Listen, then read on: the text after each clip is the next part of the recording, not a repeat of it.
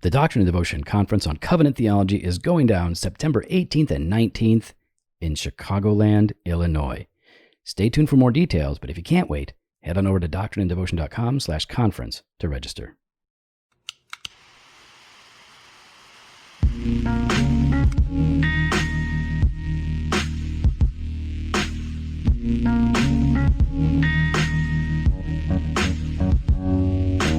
Welcome to Doctrine and Devotion, a podcast exploring Christian faith and practice from a Reformed Baptist perspective. My name is Joe Thorne. I'm the lead pastor of Redeemer Fellowship in St. Charles, Illinois. And I'm Jane Fowler, executive pastor at Redeemer Fellowship. I am tired. Why? Tired. From what? What? Because... Is this your way of getting out of hanging out after this? No, I asked you to hang out. I'm I not know, getting but out. okay, so yeah, No. see. No, goodness. Well, I'll tell you why I'm tired. Because you're taking forever to do stuff today. Holy No, smokes. I'm doing your it. feet. It's at my You're doing stuff time. that you should have done earlier here in front of me now. What stuff I I should did have all done my earlier? stuff before we What got here, was the so I stuff I didn't should have to have sit there and stare. Read emails, answer questions, listen to things that we've You been gave sent me to a you whole list of stuff. just now that I had already sent to you. Yeah, we finally went over it. No, that's the way it goes. No, well, the reason I'm tired No, is here it is. because Go I ahead. went to bed last night at 10. Because I get up early. I got stuff I want to do. Mm-hmm. So I went to bed at 10 on a weekend, and but I can't fall right to sleep, right? So So you went to bed at 10, Yep, and but you fell asleep at 2? No, I later, because I put a podcast in, and now I'm playing my game on my phone, right? Because I got stuff to do, right? So I'm playing my game. I'm trying to get tired, and I'm listening to a podcast, a true crime podcast, and I'm playing my game. And about 35 minutes in, Jenny goes, "How long are you going to play that game?" And I was like, "Well, I don't know. I can shut it. I mean, I'm sorry. I'm tired. I didn't know it was going to bother you. I'll just go downstairs." She's like, no, don't. I'm not telling you to leave. I'm like, well, obviously, if you can't, I got to get out of here because you're going to. She's like, no. And then when I stood up, she didn't fight me. And I was like, I'll just go downstairs. No, just stay, Joe. Yeah. Stay. I said, okay, bye. So then I went downstairs. And so I sat on the couch, and I was like, I'll just play on my game for a little bit, and listen to a podcast. So 3:30, and then that's like by 11 o'clock, right? Now I'm like, I'm feeling pretty good, and so I grab a cigar and I go sit on the back porch. So that's another hour. So an hour and a half. There it is. Right. And so I went onto the back porch and I listened to a podcast, and I was smoking a cigar and just looking at the stars, and so I got to bed at 2:30. My goodness. Yeah. No, it was after 2:30. Yeah. Wow. Anyways, so I'm tired, man. I'm a little pooped. But did you get up early? Yeah. Good. Where'd you go? Yeah. I didn't go anywhere. I just had stuff to do. Oh, okay. All right. Yeah. But sometimes I like to go out places, but no, not today. Not on the weekend. Just, this is I wanted to get more done this morning, but I was dragging. So how are you feeling? Are you dragging or are you feeling good? I'm feeling good. Yeah. I until you started abusing me there verbally. I didn't abuse you verbally. My goodness. What are you talking about? I don't know. I don't know what to say to you sometimes. Sometimes you put a carrot out there in front of the donkey. Sometimes you got to hit that donkey with the stick. One, that was very well said. Yeah. I know that's not an original you, but it was really good timing. But two. No. You said one. That usually means there's a follow up. Yeah. Two, I know Jimmy does not think of himself as the donkey, the dumb laborer in this relationship. He fancies himself as sort of the grand poobah of Doctrine and Devotion, who pulls all the strings. First of all, I transcend. Oh, is that what you do? I transcend. Okay. All right, I didn't know. Okay, so I'll just refer to you as trans. That'll make it easier for me to remember. You're horrible. Well, I'm just trying to keep up, man. You're so trans. I don't even know. I mean, you're always transing. I don't know how it works.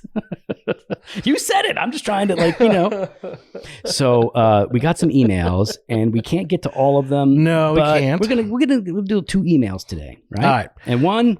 Oh, it's right up my alley, dealing with abusive pastors. Yeah, this is definitely something you're familiar with from all your time in Canada. No.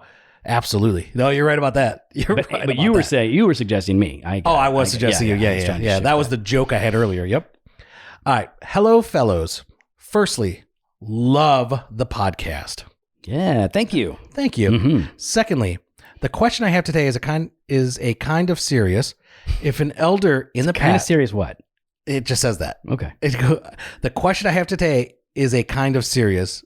Full stop. Okay. If an elder in the past verbally, emotionally abused his children without it coming to light in the church, and the family works things out among themselves, is that enough? Does he need to come clean to the church about what happened at home? Is he then disqualified from being an elder? Where does grace and growth come into this situation? And to give a bit more context, I'm a friend of one of the children. They confided in me. I was told not to tell anyone as it would make the situation worse for the family.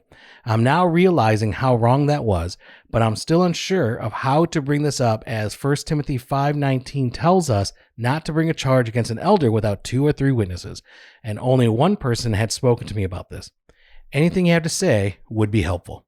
Anything we have to say is going to be helpful? That's going to make this easy. There's actually a lot going on. There's a lot here, yeah. There is a lot. So let's just walk through this here, if we can. The question is, if there's an elder who is verbally and emotionally abusing his children, let's just stop there. Abuse is evil and wicked. Yeah. It needs to be stomped out. And I think Jimmy and I have a rather emotional reaction where we think the abuser needs to be stomped out too. But that's not what we're saying should be done. We just want to affirm that abuse is evil. It needs to be addressed. It needs to be corrected. People need to be held accountable. Yep, absolutely. We're not playing with the abuse thing. Nope. So verbal, emotional. Okay, so they're not getting hit. That can be very intense and damaging for people. So verbal, emotional abuse, it's unbiblical, it's anti-biblical, it's anti-Christian, it's anti-Jesus, it's anti-God. So we do hate that altogether. But at the same time, we do have to ask, because for the intent of this question, we're going to assume there has been legit verbal, emotional abuse happening. Yeah. Now, when you say legit, let's talk about that then. Right. What makes it legit? I think this is where we get, into trouble. Like, what constitutes verbal abuse? Mm-hmm. So, if calling your kid names can be a horribly abusive thing. Like, you stupid idiot. But I call my kids names all the time. Oh, yes, you do. And they love it. And I've called DCFS 3-4 times.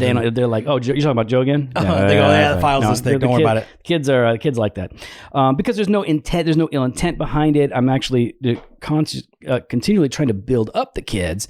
The playful way that we talk is like, oh, if somebody messes up and everybody laughs, we all go, oh, you dummy. And if nobody's feelings are hurt over that. But yes, when there's the intentional, and maybe it's not intentional, but the affliction or the infliction of emotional pain and distress, mental pain and distress, I think that would begin to qualify what we mean by legit emotional verbal abuse. Calling them names, belittling them, exasperating them. You don't have to hit them with your fists or with a stick to be abusive. You can do so merely by mercilessly teasing them, making them feel like they are not good, not worthy of your love, like that they're nothing but a burden to the parent, right? Lots of ways that this, I think, could be. Yeah, and I think it also depends on the individual, like the child themselves and their temperament, right? Because I think there's a lot of ways. I think our culture tries to call things abuse that's not abuse. Right. Right. Give us an example, though. All right. Also, spanking. Yep. I don't think that's abusive. Can it be abuse? It can. 100%, right? It can, yeah. If it's done in anger, if it's done reactionary, if it's I was disciplined as a child. Never once was it. Never worked either, but go ahead. Yeah. Never once was it overboard. And never once did I afterwards think to myself, I don't think I deserve that. Right. Yep. Same. Like some kids are like, I hate you. Oh, how dare you? No. I was like, yeah, no, I deserve this. This is, that's about right. Oh, that's it? Whoa, he's being gracious today. Exactly. So not everything that is said to be abuse, and we're not minimizing No, abuse. we're not minimizing it. But I think of how I talk to Cohen is different than how I talk to Elias, which is different than how I talk to Ariana. Right? Elias, I can joke around with more and joke in the same way that you were talking about with your kids. Cohen, that's different. I can joke around in a certain way, but I'm mindful, even when I'm at baseball games. Yeah. I could tell he gets embarrassed. He wants, and I don't think that's abusive. So but Elias is the more sensitive one.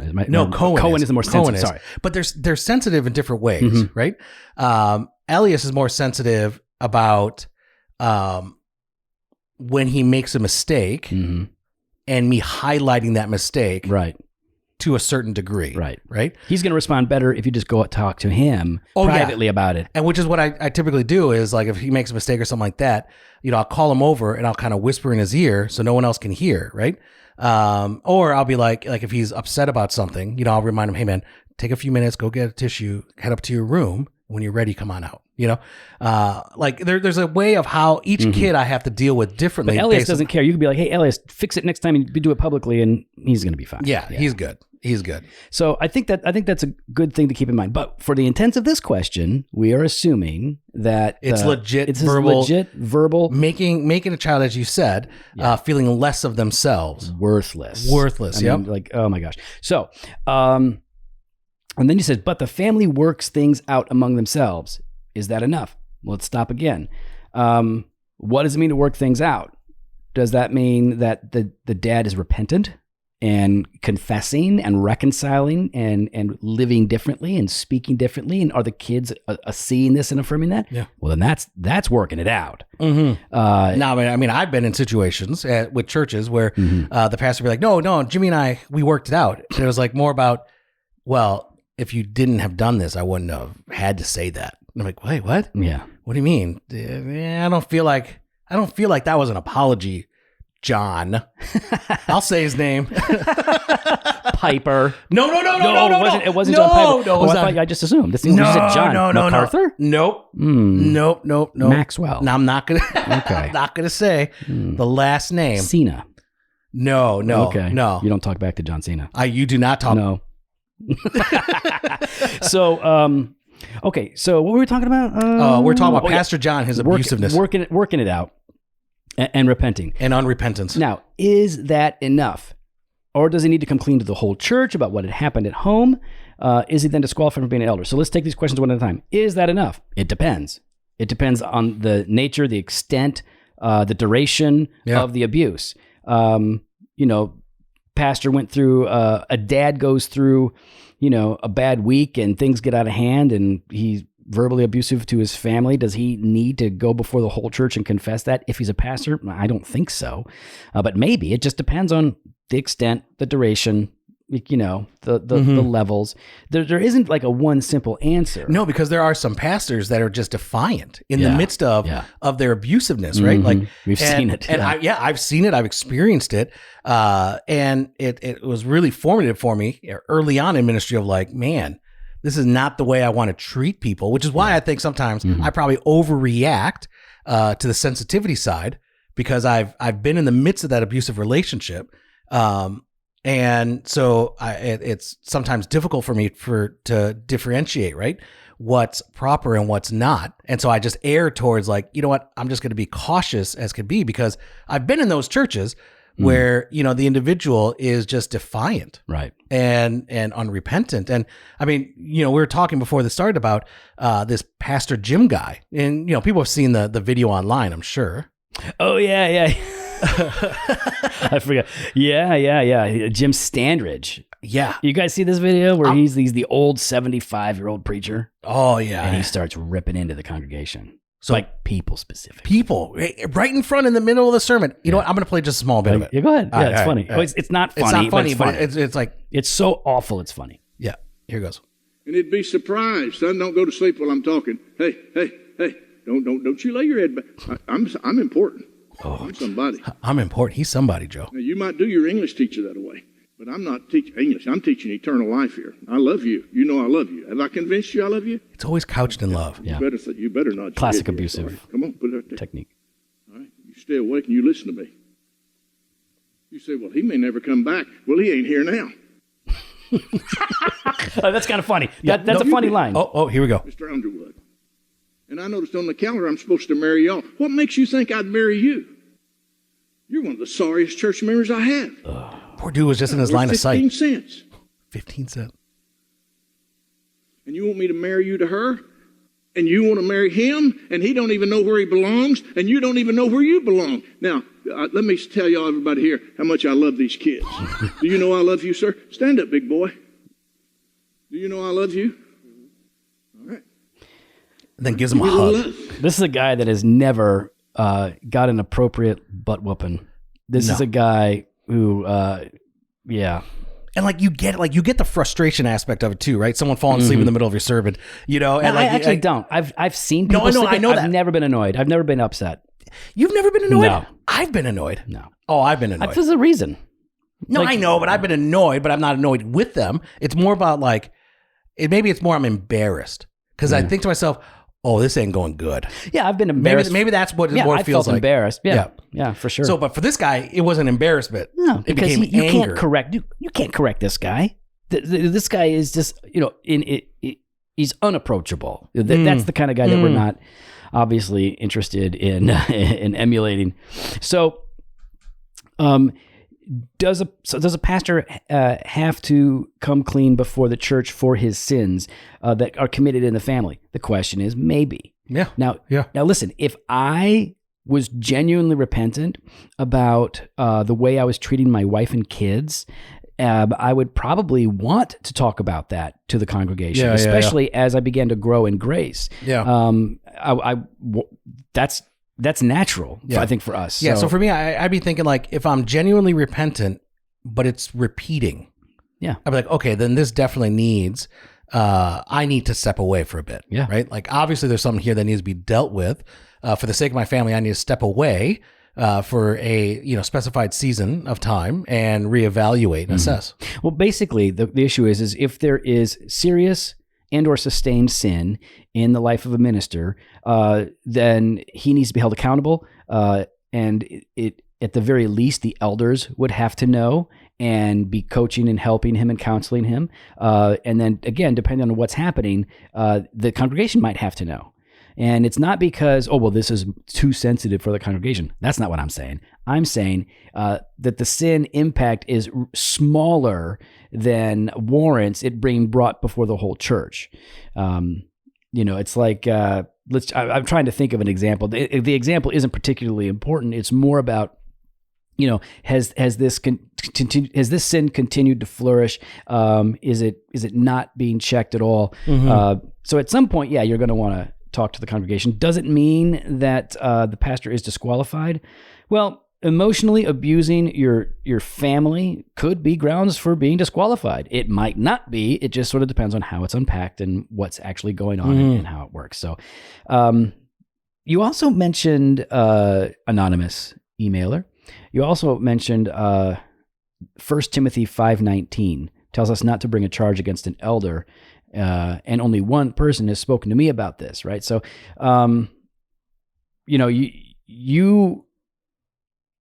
you don't. Well, here's what you said. I'm going to read it because I want us to actually address 1 Timothy 5:19 in the context in which you bring it up. And to give a bit more context, I'm a friend of one of the children. They confided in me. I was told not to tell anyone as it would make the situation worse for the family. I am now realizing how wrong that was, but I'm still unsure on how to bring this up, as 1 Timothy 5:19 tells us not to bring a charge against an elder.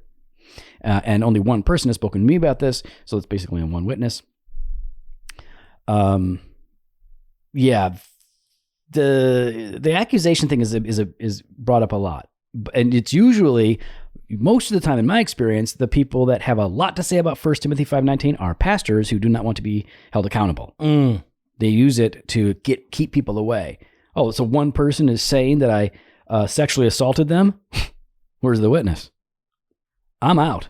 Peace out. You don't have two witnesses. I mean, that may be an extreme example, but that's what that's pretty extreme. What abusive pastors do, though. Yeah. One person said something I don't have to enter. Nobody, get them out on technicality. Yeah, it's you don't have the right to talk to the elders about what you think you know or saw about me if you don't have a witness, if you don't have more than you, but then they can't gossip. So how do you find a second witness? It's it's a whole thing. Let's, will you read 1 Timothy 5:19 and 20? Yeah.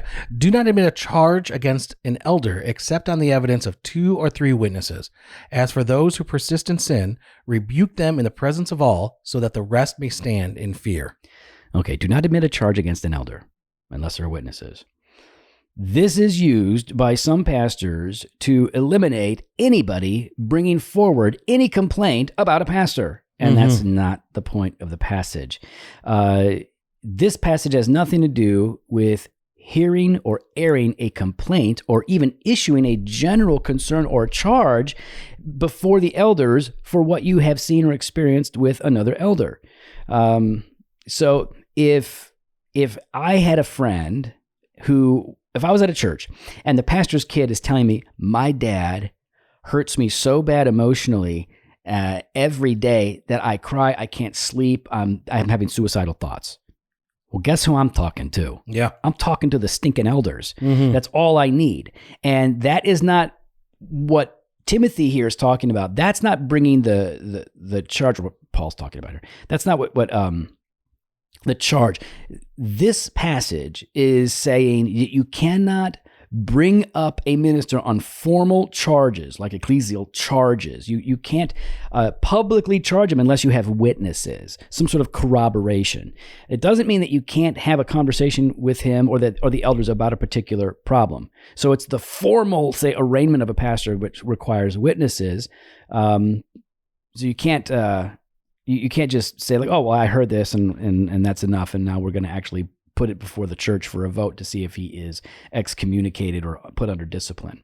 So to admit a charge against an elder is public, formal discipline processes in hearings. And but this, what you're talking about, is not that. You're saying like, oh, I heard this from the pastor's daughter. You should go to the elders and say, here's what the kid is saying. Now, that might make things worse for the kid. That makes it very complicated. Plus, if you're what do they call us, Jimmy, as pastors here in Illinois? I'm drawing a blank on the name, but we are mandatory reporters. Yeah, right. We've got to report stuff if we know of it. So, all this to say, it depends on the situation. We don't know the particular situation, but in general, I tend to want to act on behalf. We have a history of acting on behalf of those who are abused or whom we suspect are abused rather quickly. We don't play. So, no, it might be one of those, So, I mean, are you suggesting to them about this individual to go to an elder that they trust? I don't know enough about the situation to say it. But okay, how about let's help sort through the feeling of regret. Yeah, it's hard because it's I don't know the details, so it's like I have to assume things that may or may not be true in order to go beyond, like to apply it to her situation. I can only talk in generalities, but if my conscience is telling me let me put it this way: do you feel bad because you did the wrong thing by not saying something, or do you feel bad because that kid is still at risk? So, like, if I thought the kid is still at risk, I would definitely say something. If the kid is not at risk because it's been worked out, as you say, and I just feel bad because I did the wrong thing, well, then I don't know. That wouldn't be my motivator then to blow the whistle. But then again, do I think it disqualified him from ministry? That's what I mean. It's way too complicated for us to, I think, offer specific advice because we don't know those details. But I don't know. No, I don't know. You don't know? You don't know? No, don't. Well, Joe. Yeah. Some of the things that we can advise people on. There's only a few. There's only a few things. We keep it simple. And I mean, on Friday and Saturday, September 18th and 19th, over here in the Fox Valley area. That's right. We are having our Doctrine and Devotion 4th Annual Conference. That's right. Our theme for this 2-day conference is Covenant Theology, God's Promises for God's People. And guess what? Dr. Sam, the man, Renahan is our keynote speaker. He's going to be joined by Joe and I, but he's going to be walking us through biblical covenants between God and his people. I'm excited. Yep. Register now. Head on over to drvotion.com/conference. Get in while you can. Yeah. It's going to be fun. I'm really looking forward to it. I'm really excited. And you know what I just got the other day? What's that? Because Sam... Sam likes the same kind of music I like. We have similar musical tastes. All right. So Sam likes heavy metal. I like heavy metal. Okay. But he just sent me a picture. We were chatting, and he sent me a picture of one of the walls in his study. Yeah, he's got like these awesome electric guitars. Yeah. Like Flying V style, like metal guitars. So this is going to be a metal conference. I mean, in spirit. In spirit. Okay, good. Yeah. Nobody wants to hear it except him and I, probably. But it's going to. Yeah, you guys have fun with that. That'll be great. All right, Jimmy. We got one more email. Let's get to this, and this we'll be rather brief on this. But right. Michael has a question. All right, Michael. Hey guys. I'm a recent hardcore listener to the show and have been listening to your podcast every day for the past few months, and it has been life-giving and thought-provoking. Of course it has. Thank you guys for the content that you put out. Man, we're important. We're important. It has really helped me through this hard season of life that I find myself in. Cool. Which brings me to my question. How do you guys pray and pray well? Recently, I find myself doing prayerful gymnastics as I constantly fight with myself over what I should bring to God and the manner of how I bring those things to God. In my prayer, it is not uncommon for me to present a felt need and then immediately take it back because it is only a felt need, which is ultimately just a want. This then brings about an argument that I have with myself, which produces guilt and shame and sometimes doubt in the prayer that I just offered. I am going through some hard times with my church. To go into it now would be too soon, and I worry that it would be looking for you guys to validate my bitterness. Validate bitterness as a reason for the trouble in prayer. But I'm worried that allowing myself that excuse for too long will cause a habit and hindrance to my spiritual life. I would love your thoughts on this, or if you talked about something similar, I would love to be pointed to that episode. Love you guys. Keep doing what you're doing. Fofo is the best. Thank you so much, Jimmy, for everything you have done. You're adding. You are a beautiful individual. You're like Satan. How adding beautiful to the word of are God, the feet you're adding to that this email. bring about the gospel. Mike. Well, Mike, again, great question. Lots in there for us to unpack, but we want to keep it rather simple because it's easy to get lost in a whole lot of advice. Jimmy, how would you answer this question? How do you pray well? What's your immediate initial response to that? I don't pray well. That's my response too. Like, who are you talking to? Yeah, you're talking to the Jofo. Yeah, because like someone behind me. I think Pastor Jeff. We could get Pastor Jeff on. Yeah. Like you, we struggle. Unlike most Christians, we struggle with prayer. There are some seasons in which it's hotter, and some seasons in which it's cooler. But we all struggle. We all need to learn to pray. We all need to grow in prayer. So don't feel like you are on your own there. So, but what we can say is what we have learned about prayer through trial and error, through God's word, and through sometimes things going well and sometimes us becoming lazy. So we'll put it in that kind of a context. One of the things that you said here is I constantly fight with myself over what I should bring to God and the manner of how I bring those things to God. So let's just stop there. There are different kinds of prayer and different contexts of prayer. There's formal prayer and informal prayer. There is what, when I was a new convert, everybody seemed to call popcorn prayer, which is this quick little prayer that you see guys like Daniel throwing up, right? In the circumstance, quick little prayer, boom, God, take care of this, make it happen, bang. And then see what popcorn happens. Prayer is what you do in the midst. When you're like gathering together. Yeah, you pop, but they're all, unless short. it's your group but and some of your guys, because I've seen members in your guys' group, when you tell them 10 seconds, 15 seconds, 20 seconds, they go 2 minutes. We would never say 10 seconds or 2 minutes. We don't limit our people in praying. Oh, you should. No. You should, because you guys never get to studying. But the point is that it is totally appropriate to pray in the car while you're driving, when you're taking a shower. That's my morning commute is my prayer time. Yeah. I mean, it's like these are on your knees in a quiet corner. There is no wrong time for you to pray, but you got to recognize that there are different ways and different forms. There's formal prayer. There's prayer in the context of corporate worship and all of these things. So don't worry. Is my manner of prayer totally off? The way that we pray does matter, but don't rule out some forms, some context or opportunities to pray as not as good as others because they don't appear to be as significantly or explicitly religious in some way. So I would just say that on the front end, give yourself sort of a wide berth and understanding that there are different ways to pray. What's his next thing here, Jimmy? Well, what about the felt need? So what do you say here? My prayer is not coming for you to present a felt need and then immediately take it back because it is only a felt need, which is ultimately just a want. Yeah, what's wrong with that? What's wrong with praying for what you want? What's wrong with praying about a felt need? Yeah, that's what I'm trying to get. Like, nothing wrong with that. There's nothing wrong with it. I think Now, I think understanding that God is not Santa Claus, and we're coming with a wish list of items that we would desire. But I do think there's that aspect of communicating with God, that he already knows the desires of our hearts, and bringing those desires before him in an open and transparent and honest way, right? Yeah, totally. And I think that's fine to say. I mean, Joe has prayed for growth, and the Lord has given him spiritual growth. I mean, he wanted the physical, but unfortunately, that was just a felt need and not necessarily what the Lord had for I have him. a felt need for you to shut your face. Are you still not? You're still on your booster seat right now, aren't you? Yeah, of course I am, because I can't see with my glasses, because everything's out of focus if I'm looking at the wrong angle.